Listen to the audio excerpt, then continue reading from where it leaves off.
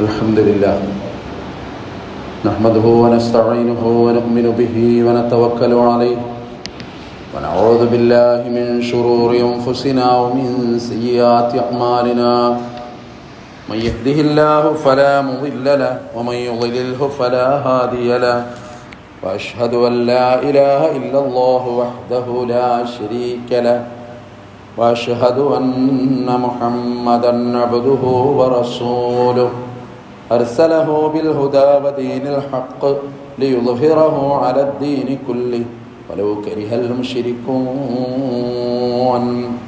اللهم صل على محمد وعلى آل محمد كما صليت على إبراهيم وعلى آل إبراهيم اللهم بارك على محمد وعلى آل محمد كما باركت على إبراهيم وعلى آل إبراهيم إنك حميد مجيد أما بعد فإن خير الحديث كتاب الله وخير الهدي هدي محمد صلى الله عليه وسلم وشر الأمور محدثاتها وكل محدثة بدعة وكل بدعة ضلالة أيها الإخوان والأخوات أوصيكم وإياي أولا بتقوى الله يا أيها الذين آمنوا اتقوا الله حق تقاته ولا تموتن إلا وأنتم مسلمون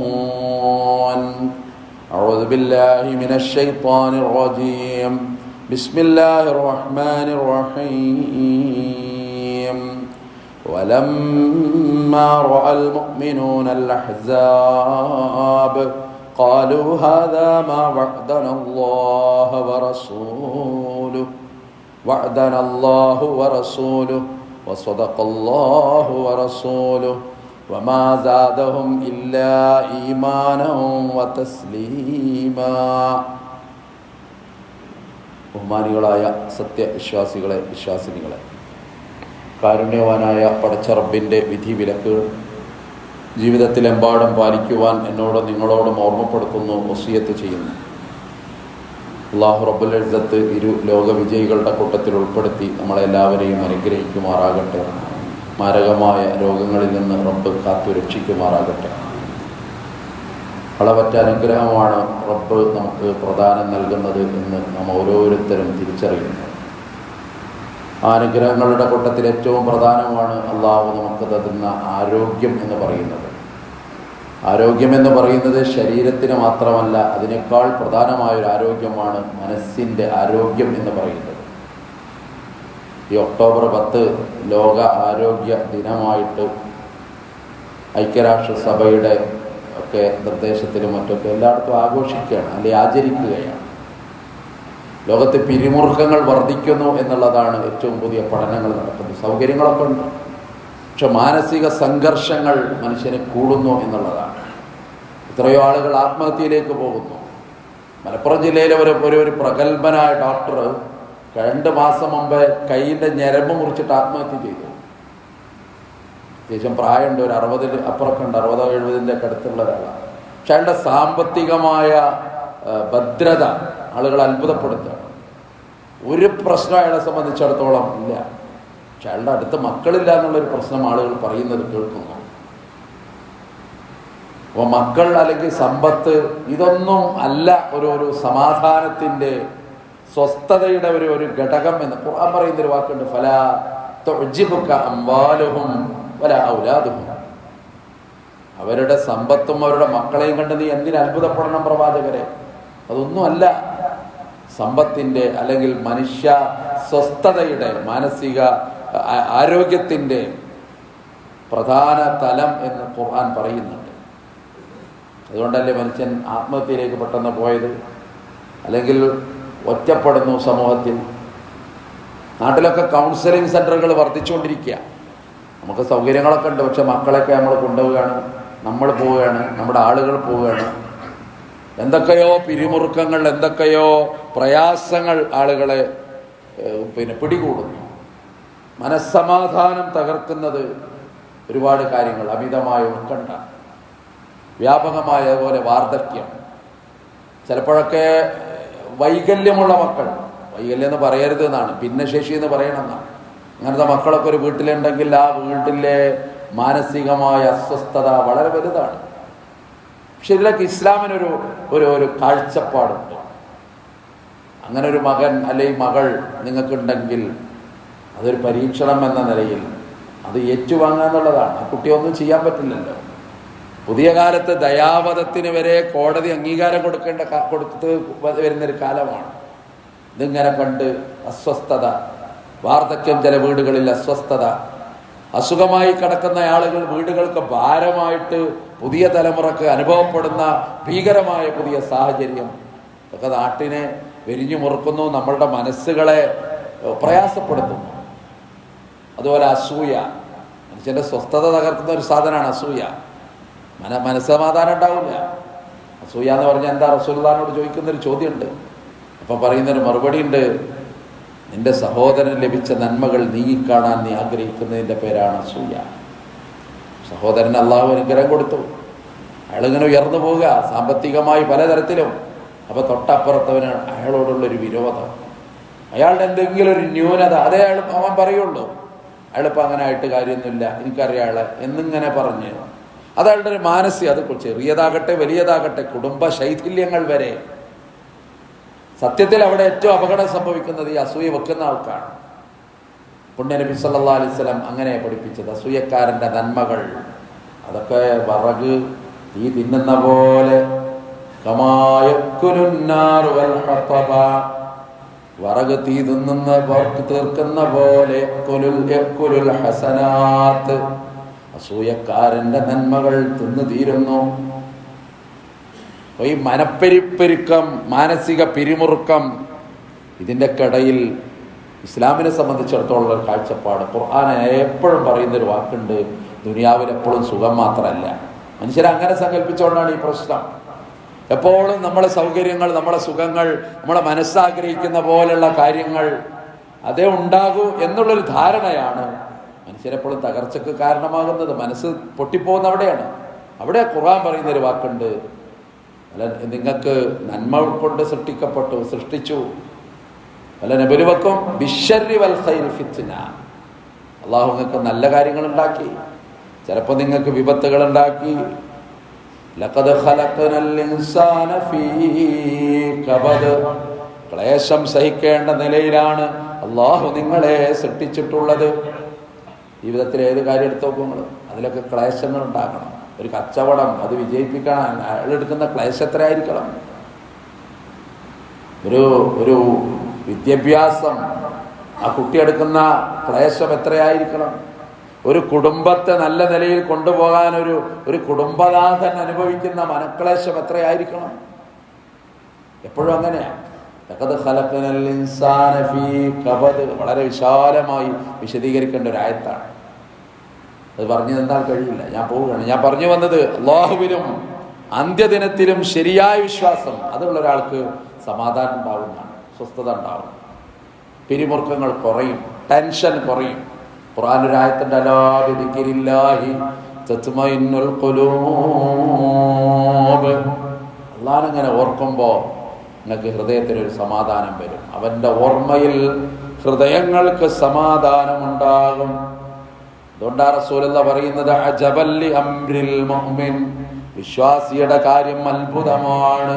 ഇന്ന അംറഹു കുല്ലുഹു ലഹു ഖൈർ, അവന് വരുന്ന ഏത് കാര്യവും അവന് നന്മയാണ്. ലൈസ ദാലിക ലിഅഹദിൻ ഇല്ലൽ മുഅ്മിൻ, വിശ്വാസിക്കല്ലാതെ അങ്ങനെ ഒന്നില്ലല്ലോ. ഇന്ന അസ്വാബതഹു സറാ, അവന് സന്തോഷമുള്ളൊരു കാര്യം അവൻ അല്ലാഹു കൊടുത്താൽ ശകറ, അവൻ അല്ലാഹുവിനെ സ്തുതിക്കും.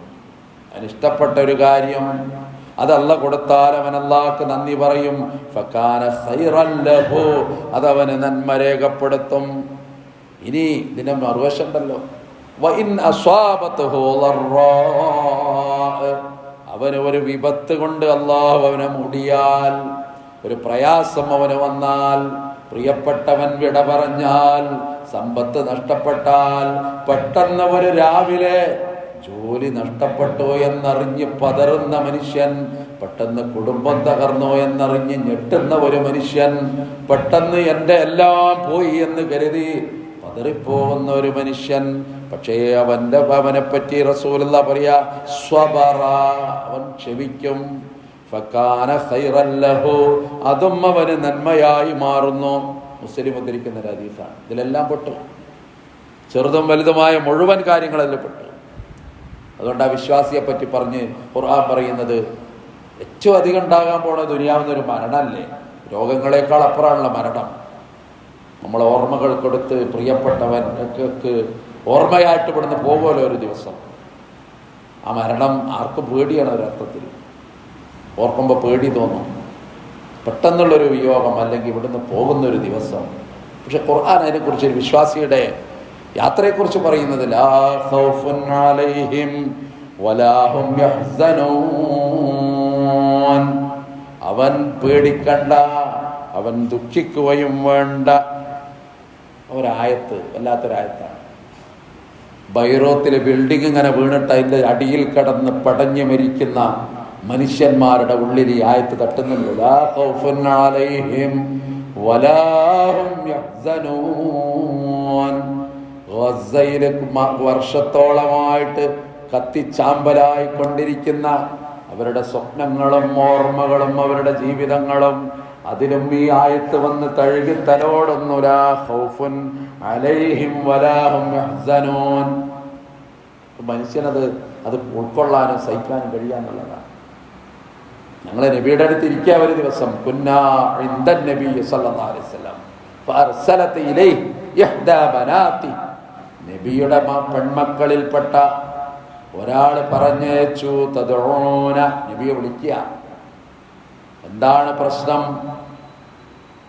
ആ മകളുടെ മകന് അല്ലെങ്കിൽ മകളുടെ മകന് മരണാസന്നമാണ്, മരിക്കാൻ കിടക്കുക, അസുഖമാണ്, കൈകാലിട്ടടിക്കുക. പുതിയ സംവിധാനങ്ങളൊന്നും ഇല്ലാത്ത കാലമാണ്. ആ കാലത്തെ പറ്റിയൊക്കെ നമ്മൾ ഓർക്കണം. ഒരസുഖം വന്നാൽ കണ്ണ് തുറിക്കുന്നത് കണ്ട അങ്ങനെ നോക്കി നിൽക്കുന്ന ഒരു കാലം ഉണ്ടായില്ല ഇവിടെ.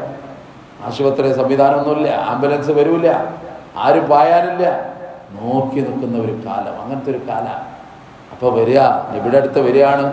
അപ്പം നബി പറഞ്ഞേക്കാണ്, നീ പോകണം, എൻ്റെ പൊന്നുമോളോട് പറയണം, മിന്നലില്ലാഹി മാ അഖദ വലഹു മാ അഅ്താ, അല്ലാഹു നൽകിയത് അവൻ ഒരു ദിവസം തിരിച്ചെടുക്കുമെന്ന് എൻ്റെ മോളോട് പറയണം. വകുല്ല ഇൻദഹു ബിഅജലിൻ മുസമ്മ, നിശ്ചിതമായ ഒരവധി എല്ലാവർക്കും ഉണ്ടെന്ന് പറയണം, എല്ലാത്തിലും ഉണ്ടെന്ന് പറയണം. കൈവെള്ളയിൽ റസൂലുള്ളാഹിന്റെ പ്രിയപ്പെട്ട മകൻ കടന്ന് മരിക്കുന്ന ഒരു രംഗമുണ്ടല്ലോ ബുഖാരി. നബി ആളയക്കുന്നുണ്ട്, നബിയുടെ അടുത്ത് ആള് വരിക, റസൂലുള്ള ചെല്ലുക. അസുഖമാണ് ഇബ്രാഹിമിന്. എല്ലാ മക്കളെ അല്ല കൊടുത്തത് ഖദീജ ബീവിയിലാണ്, പക്ഷെ ഒരു മകനെ അല്ല കൊടുത്തത് മാരിയ. അത്താഹു ഇബ്രാഹിമു മിൻ സൂരിയ വ ഉമ്മുഹു മാരിയ തുൽഖിബ്തിയ. മാരിയിലാണ് ഒരു കുട്ടി, നമ്മളറിയുന്ന കഥ ചരിത്രമാണ്. ആ കുട്ടിയുടെ ഒരു മരണമുണ്ട്, ഇബ്രാഹിം എന്നാണ് പേര്. നബി അങ്ങോട്ട് പോവുക. അപ്പോൾ മനസ്സ് നബിയുടെ മന്ത്രിക്കുന്ന എന്താ പറയുക, അബ്ബേ എൻ്റെ മക്കൾ പോയ പോലെ ഇനി ഇബ്രാഹിമും പോവോ? അതിന് മുമ്പ് 5 മക്കളാ പോയത്. ഖാസിമ പോയി, അബ്ദുള്ള പോയി, റുഖിയ പോയി, ഉമ്മു കുൽസൂമും സൈനബും വിട പറഞ്ഞു പോയി. 5 മക്കൾ മരിച്ചൊരു ബാപ്പയുടെ അവസ്ഥ എന്തായിരിക്കും? ഫാത്തിമ മാത്രം ബാക്കിയാ, പിന്നെ ഈ ഇബ്രാഹിം എന്ന കുട്ടി മാത്രം. അപ്പൊ ഇബ്രാഹിമിന്റെ അടുത്ത് റസൂൽ എത്തുക. അപ്പോഴാണ് മരണവെപ്രാളമാണ് ഇബ്രാഹിമിന്. കൈവെള്ളയിൽ ഇബ്രാഹിമിനെ വാരിയെടുത്തു. ഏത് വാപ്പയും പതറുന്ന നേരമാണ്, അവിടുത്തെ കണ്ണുനീരും ഒഴുകുന്ന നേരമാണ്. അബ്ദുറഹ്മാൻ ബിൻ ഔഫ് ചോദിക്കുന്നുണ്ട്, എന്താണ് നിങ്ങൾക്ക് പറ്റിയത് നബിയേ? മാലക യാ റസൂലല്ലാഹ്. ആ ഒരു നേരത്ത് ഇബ്രാഹിം ഇങ്ങനെ കയ്യിൽ കടന്ന് പടയുമ്പോ റസൂലുള്ള പറയുന്നൊരു വാക്കുണ്ട് ഹദീസിൽ, ഇന്നാല മഹ്സൂൻ ലഫിറാഖുക യാ ഇബ്രാഹിം. പൊന്നുമോനെ ഇബ്രാഹിമേ, നിന്റെ വേർപാടിൽ എനിക്ക് വല്ലാത്ത ദുഃഖമുണ്ട്. ഈ വേർപാട്, പക്ഷെ ഇത് അള്ളാഹുവിന്റെ വിധിയാണ്. ഇതിൽ അള്ളാഹു എന്തോ ഒരു ഖൈർ ഒളിപ്പിച്ച് വെച്ചിട്ടുണ്ടാകണം. അതാ വിശ്വാസി. ഏത് ദുരിതം വരുമ്പോഴും എന്തോ ഒരു നന്മ ഇതിൻ്റെ പിന്നിൽ അള്ളാഹു എനിക്ക് ഒളിപ്പിച്ച് വെച്ചിട്ടുണ്ടാകണം. ആ ഒരു ധൈര്യം ചെറുതല്ല. ശത്രുക്കൾ ഹുബൈബ് റളിയല്ലാഹു അൻഹുവിനെ കഴുമരത്തിലേക്ക് കൊണ്ടുപോവുക, തൂക്കാൻ വിധിച്ച് അങ്ങനെ അവർ കൊണ്ടുപോവുക. അവസാനത്തെ ആഗ്രഹം വല്ലതുണ്ടോ? പറഞ്ഞു അദ്ദേഹം എനിക്ക് 2 റക്അത്ത് നമസ്കരിക്കണം. അദ്ദേഹം കൂടെ നിസ്കരിച്ചു. ദീർഘമായ സുജൂദും ദീർഘമായ റുക്കൂഉം ദീർഘമായ പ്രാർത്ഥനകളും, അത് മനസ്സിന് വല്ലാത്ത കുളിര്. ലോകത്തുനിന്ന് ഞെട്ടറ്റ് പോവുകയാണ്. ഈ ശരീരം വെട്ടി നുറുക്കാൻ പോവുകയാണ്. ഇത് കഴുമരത്തിൽ കയറാൻ പോവുകയാണ്. പക്ഷേ റബ്ബിന്റെ സവിധത്തിലേക്ക് ഈ ഹുബൈബ് നടന്നു നീങ്ങുന്നു എന്ന ബോധം. അദ്ദേഹം വന്ന് പറയാണ്, എനിക്ക് നിസ്കരിക്കാൻ ഇനി ബോധ്യമുണ്ട്, നീട്ടണം എന്ന് ആഗ്രഹമുണ്ട്, പക്ഷെ നിങ്ങൾ ഗരുതം എനിക്ക് പേടിയാണ്, മരണത്തെ ഭയപ്പെടുന്നുണ്ട് ഹുബൈബ്. അതുകൊണ്ട് അവൻ നിസ്കാരം വല്ലാതെ ദീർഘിപ്പിക്കുന്നു. അതല്ല, ഞാൻ അതാ റെഡി. കഴുമരത്തേക്ക് ഇങ്ങനെ കയറുക. ഇസ്ലാമിക ചരിത്രത്തിൽ ആ ഈരടികളാണ് കാണുന്നത്. അത്ഭുതം തോന്നൂലേ? ബേജാറാകണ ഒരു നേരാണ് മനുഷ്യൻ. ആ നേരത്തെ ഹുബൈബ് അറബ് സാഹിത്യം മുത്ത് ആയി കാണുന്ന ഒരു കൂടി കവിതകളാ ചൊല്ലിയത്. വല്ലാത്തൊരു അത്ഭുതമല്ലേ അത്? വഖദ് ഖബ്ബിറൂനിൽ കുഫ്റ വൽ മൗത ദൂനഹു വഖദ് ഹമ്മലത് ഐനായ മിൻ ഗൈരി മുജ്സഇ വമാ ബി ഹിദാറൽ മൗതി ഇന്നി മയ്യിതുൻ വലാകിൻ ഹിദാരി حجم نار ملقع فلست أبالي حين أقتل مسلما على أي شق كان لله مصرعي. കുഫറുകൾ എന്നെ ഭയപ്പെടുത്തുന്നു, പക്ഷെ എനിക്കിപ്പോൾ ഭയമില്ല. അവർ മരണത്തെക്കുറിച്ച് എന്നോട് ഭീതിപ്പെടുത്തുന്നു. ഞാൻ ഇന്നീയ മയ്യത്തുന്മയാൻ ഒരു മയ്യത്താകുന്ന എനിക്ക് പേടിയില്ല. ഇപ്പോഴും എനിക്ക് പേടി, ഞാൻ മരിച്ചു പോയാൽ നരകത്തിൽ പെടുമോ എന്നെനിക്കൊരു പേടിയുണ്ട്. അതാ വിശ്വാസം. എന്നെ എങ്ങനെ കൊന്നാലും മുസ്ലിമാ, ഞാൻ മരിക്കുന്നത് മുസ്ലിമായിട്ടാണ്. എല്ലാ മതവും സത്യം. അത് ഈ ദീനിൽ പറഞ്ഞ ഇടപാടല്ല. അത് ഭംഗിവാക്കായിട്ട് നാട്ടിൽ പത്രസമ്മേളനത്തിലൊക്കെ പറയാൻ പറ്റിയ വർത്താനാണ്. എല്ലാതും നേര്. അങ്ങനെ മൻ അമില സ്വാലിഹൻ മിൻ ദക്കരിൻ വഉൻസാ ഇന്നല്ലദീന ആമനൂ വഅമിലുസ് സ്വാലിഹാത്ത്. ഖുർആൻ അങ്ങനെ പറഞ്ഞത്. അതങ്ങനെ തന്നെ, അതിൽ വേറെ മാറ്റമൊന്നുമില്ല. നമ്മളെ ബുദ്ധി അവിടെ മാറി നിൽക്കും. അചഞ്ചലമായ വിശ്വാസം ഉണ്ടാകും. അതുകൊണ്ട് പറഞ്ഞു വന്നത് മനസ്സിന്റെ സംതൃപ്തി, സമാധാനം. അബൂ ഉമാമ റളിയല്ലാഹു അൻഹു റസൂലുള്ളാഹിന്റെ അടുത്ത് ഇങ്ങനെ വരുന്നൊരു ദിവസം എന്നിട്ട് പറഞ്ഞെന്താണെന്നറിയോ? നബിയെ, എനിക്കാകെ മനപ്രയാസമാണ്. ഒരുപാട് ആളുകൾക്ക് ഞാൻ സാമ്പത്തികമായിട്ട് കൊടുക്കാനുണ്ട്. അവർ ചോദിക്കാൻ തുടങ്ങി, എനിക്ക് വിഷമം തോന്നുന്നു. അബൂ ഉമാമക്ക് നബി ഒരു ദുആ പഠിപ്പിച്ചു കൊടുക്കുക. അബൂ ഉമാമ, നിങ്ങളൊരു ദുആ നടത്തിക്കോ. അല്ലാഹുമ്മ ഇന്നി അഊദു ബിക മിനൽ ഹമ്മി വൽ ഹസൻ وأعوذ بك من العجز والكسل وأعوذ بك من الجبن والبخل وأعوذ بك من غلبة الدين وقهر الرجال. هذا دعاء. പഠിച്ചോനെ, ഇന്നി അഊദു ബിക മിനൽ ഹമ്മ വൽ ഹസൻ, ദുഃഖത്തിൽ നിന്ന് അതുപോലെ ഹസനിൽ നിന്ന് എനിക്ക് കാവൽ വേണം. വഅഊദു ബിക മിനൽ അജസി വൽ കസൽ, അലസതയിൽ നിന്ന് എനിക്ക് കാവൽ വേണം. വഅഊദു ബിക മിനൽ ജുബ്നി വൽ ബുഖൽ, ഭീരുത്വത്തിൽ നിന്നും പിശുക്കിൽ നിന്നും എന്നെ കാക്കണം. വഅഊദു ബിക മിൻ ഗലബത്തിദ് ദൈനി, കടത്തിന്റെ പിടുത്തത്തിൽ നിന്ന് എന്നെ കാക്കണം. വഖഹരിർ റിജാൽ, ജനങ്ങൾ എൻ്റെ മേൽ കടന്നു കയറുന്നതിൽ നിന്നും എന്നെ നീ കാക്കണം റബ്ബേ. അതിലെല്ലാം ഒതുങ്ങി. ഇതിലും ഇതൊരു മനസ്വസ്ഥത എന്താ? അബൂ ഉമാമ ദുആ അങ്ങനെ പതിവാക്കിയതാണ്. ചരിത്രം പറയുന്നു, അദ്ദേഹത്തിൻ്റെ വിഷമം പ്രയാസമൊക്കെ അല്ലാഹ് ദൂരീകരിച്ചു കൊടുത്തു എന്നാണ്. ഉള്ളിന്ന് വരണം ദുആ, ഭംഗിവാക്കല്ല ദുആ. ആ രീതിയിൽ വരുമ്പോൾ അർശിലേക്ക് നേരിട്ട് നമ്മളെ ദുആ അങ്ങോട്ട് കയറിപ്പോകും. പ്രിയപ്പെട്ട ഭർത്താവ് മരിച്ചു കിടക്കുക. അബൂ സലമ എന്നാണ് ആ ഭർത്താവിൻ്റെ പേര്. സഹധർമ്മിണിയുടെ പേര് ഉമ്മു സലമ എന്നാണ്. ഇസ്ലാമിൻ്റെ ചരിത്രം പരിചയപ്പെടുത്തുന്നുണ്ട്. രണ്ട് വീട്ടുകാരും ബഹിഷ്കരിച്ച കാലമാണ്. വിശ്വാസിയായി അബൂസലമയുടെ വീട്ടുകാരെ ഒഴിവാക്കി. ഉമ്മുസലമ വിശ്വാസിയായി, ഉമ്മുസലമയും അവരെ ഒഴിവാക്കി. പോകാനൊരിടമില്ല. അങ്ങനത്തെ ഒരവസ്ഥയിൽ ഒരു പെണ്ണിനെ സംബന്ധിച്ചിടത്തോളം പ്രിയപ്പെട്ടവൻ മരണപ്പെട്ടാലുള്ള അവസ്ഥ എന്താ? അത് വല്ലാത്തൊരു ഭീകരമാണ്. പൂർണ്ണമായ ഒറ്റപ്പെടലാണ്. ശൂന്യതക്ക് എത്രമേൽ ശൂന്യതയുണ്ട് എന്ന് ജീവിതം ബോധ്യപ്പെടുത്തുന്ന നിമിഷമാണ്. പക്ഷേ ഉമ്മുസലമയുടെ ഒരു ദുആ പഠിപ്പിക്കുന്നുണ്ട് ഹദീസിൽ. ഉമ്മുസലമ ഒരു ദുആ ദ്വാർന്നു, അല്ലാഹുമ്മ അജിർനി ഫീ മുസീബത്തി, പഠിച്ചവനെ എൻ്റെ വിപത്ത് എനിക്ക് നീ പരിഹരിച്ചു തരണം. പിന്നെ ഒരു ദുആണ്, അത് മനസ്സിൽ തട്ടിയ ദുആണ്, വഖ്ലുഫ് ലീ ഖൈറൻ മിൻഹാ, ഇതിനേക്കാളും നല്ല ഒരു ജീവിത പങ്കാളി എനിക്ക് നീ തരണം റബ്ബേ. അന്നത്തെ കാലത്ത് ജീവിക്കണമെങ്കിൽ ഒരു പങ്കാളി വേണം. ഉമ്മുസലമ എന്ന വിശ്വാസിനിയുടെ ദുആ, അല്ലാഹ് ദുആ അങ്ങോട്ട് സ്വീകരിച്ചു. ഉമ്മുസലമ പറയുന്നുണ്ട്, ദിവസങ്ങൾ കടന്നുപോയി എൻ്റെ ജീവിതത്തിലേക്ക്. ഒരാൾ കടന്നു വരുന്നുണ്ട്, അത് വഹ്യ് വരുന്ന നബി തന്നെയാണ്. ഉമ്മുസലമ റസൂലുള്ളാഹിന്റെ ഉമ്മഹാത്തുൽ മുഅ്മിനീങ്ങളിലേക്ക് പോവുക, അതിൽ ഭാഗ്യം ഉണ്ടാകുക, അതിൽ ദുആ പ്രധാന തലം വഹിക്കുന്നു. ആലോചിച്ച് നോക്കൂ. അല്ലാഹുമ്മ അജിർനി ഫീ മുസീബത്തി, പതറി വീഴേണ്ട നേരാ. പക്ഷെ ഉമ്മുസലമ പതറിയില്ല.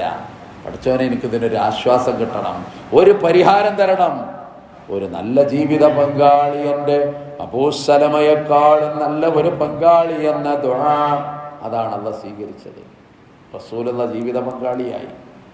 പിന്നെ ഉമ്മുസലമ ഇസ്ലാമിൻ്റെ ചരിത്രത്തിലെ നിർണായകമായ ഘട്ടങ്ങളിൽ, പ്രത്യേകിച്ച് ഹുദൈബിയ സന്ധിയിലൊക്കെ നബിക്ക് ആശ്വാസം പകർന്ന മഹിളാരത്നമായിട്ട് ഉമ്മുസലമ മാറിയതും ചരിത്രമാണ്. അതുകൊണ്ട് അത് ഉൾക്കൊള്ളാൻ മനസ്സിൻ്റെ സ്വസ്ഥത, ഏത് ദുരിതം വന്നാലും, വിഷമം വന്നാലും, പ്രയാസം വന്നാലും, അതിലൊക്കെ അല്ലാഹ് ഒരു പ്രതിഫലം തരുന്നുണ്ട്. റസൂലുള്ളാഹി അതല്ലേ പറഞ്ഞത്, മുള്ള് നിങ്ങൾക്ക് തറക്കുകയാണെങ്കിൽ അള്ളാഹു അതിൽ നിന്നൊരു പ്രതിഫലം നിങ്ങൾക്ക് എഴുതി വെച്ചിട്ടുണ്ടെന്നാണ്. നിങ്ങളെ ദുഃഖത്തിന് പ്രതിഫലം, നിങ്ങളെ വിഷമത്തിനുള്ള പ്രതിഫലം ഇല്ല കതബഹുല്ലാഹ്, ഒക്കെ അല്ലാഹ് രേഖപ്പെടുത്തി കഴിഞ്ഞു എന്നാണ്. പിന്നെന്ത് പ്രയാസമുള്ളത്? ഈ ക്ലേശം, ടെൻഷൻ ഇതിങ്ങനെ പറഞ്ഞ് ഭയങ്കര ഒരു സംഭവമാക്കുക വല്ല കാര്യമുണ്ടോ? ചില വീടുകൾ കണ്ടിട്ടില്ല നിങ്ങൾ, ഭർത്താവിനെ അങ്ങോട്ട് കയറി ചെല്ലാൻ പറ്റൂല, അപ്പം തുടങ്ങി അവിടെ പ്രശ്നം, അതില്ല അങ്ങനല്ല എല്ലായിടത്തും ഉണ്ട്, ഇവിടെ മാത്രമല്ല. ഒരു മുസ്ലിം പെണ്ണിൻ്റെ വായിൽ നിന്ന് അങ്ങനെ വരാൻ പാടില്ല എന്നാണ് ഇസ്ലാം പഠിപ്പിക്കുന്നത്. ആവശ്യങ്ങളൊക്കെ വേണം, കാര്യങ്ങൾ നടക്കണം, പക്ഷേ അതൊരു വലിയ ടെൻഷനായി. അപ്പുറത്തുണ്ട്, ആ വർത്താനേ വേണ്ട, അപ്പുറത്തുള്ളത് അപ്പുറത്തല്ല കൊടുത്തതാണ്, അത് ഇപ്പുറത്ത് എപ്പോഴാ തരികയെന്നറിയില്ല, തരുമ്പോൾ അത് കിട്ടും. അതാണ് അവിടുത്തെ ഭർത്താവ് നല്ല ഭർത്താവ്, അവിടുത്തെ ഭാര്യ നല്ല ഭാര്യ, അവിടുത്തെ മകൻ നല്ല മകൻ. അങ്ങനത്തെ ഒരു ഇടപാടേ ഇസ്ലാമിലില്ല. അതുകൊണ്ട് എന്ത് ത്യാഗവും എന്ത് പ്രയാസവും ജീവിതത്തിൽ വന്നാലും അത് സഹിക്കുക, പൊറുക്കുക, ക്ഷമിക്കുക. അവിടെയാണ് മനസ്സിന് സമാധാനം. അപ്പോഴാണ് ഖുർആൻ പറയുന്ന വാക്ക്, അലാ ബിദിക്രില്ലാഹി തത്മഇന്നുൽ ഖുലൂബ്. അവിടെയാണ് ഓതി വെച്ച ആയത്ത്. മനസ്സിലൊരു ധൈര്യം ഉണ്ടല്ലോ. അഹ്സാബ് യുദ്ധമാണ്, 4 പാടും ശത്രുക്കൾ ഇങ്ങനെ വരിക. കപടവിശ്വാസികളൊക്കെ രക്ഷപ്പെട്ടു, അവരസ്വസ്ഥരാണ്. പക്ഷെ വിശ്വാസികൾ എന്ത് ചെയ്തു എന്ന് അഹ്സാബ് സൂറത്തിൽ അല്ലാഹ് നമ്മളോട് പറയാ, വലമ്മാ റഅൽ മുഅ്മിനൂന അൽ അഹ്സാബ്. ആ ശത്രുക്കളെ വിശ്വാസികൾ കണ്ട നേരത്ത് ഖാലൂ, അവർ പറഞ്ഞു, മാ വഅദനല്ലാഹു വറസൂലു, അല്ലാഹും റസൂലും ഞങ്ങൾക്ക് വാഗ്ദാനം ചെയ്തതാണല്ലോ ഇത്, അല്ലാഹുവും റസൂലും സത്യപ്പെടുത്തിയതാണ് ഈ കാണുന്നത്, ഈ വന്ന സൈന്യം ഇത് അല്ലാഹ് വാഗ്ദാനം ചെയ്തതാണ്. അതുകൊണ്ട് പോരാടാം. ധൈര്യത്തോടുകൂടി അവരങ്ങനെ നിൽക്കുന്ന ഒരു രംഗമാണ്. വമാ സാദഹും ഇല്ലാ ഈമാനം വതസ്ലീമാ. അവർക്ക് സംരക്ഷണമാണ് ഉള്ളിൽ തോന്നിയത്, പേടിയല്ല. അവർക്ക് വിശ്വാസമാണ് വർധനവുണ്ടായത്. അഹ്സാബിലെ 22-ാമത്തെ ആയത്ത് വിശ്വാസിക്കെല്ലാം പാഠമാണ്. അത് ഉൾക്കൊള്ളാൻ നമുക്ക് സാധിക്കണം. അല്ലാഹു റബ്ബുൽ ഇസ്സത്ത് ആ രീതിയിൽ ജീവിക്കാൻ, മനസ്സിൻ്റെ സ്വസ്ഥതയുള്ളവരുടെ കൂട്ടത്തിലായിത്തീരാൻ നമ്മളെ സഹായിക്കുമാറാകട്ടെ.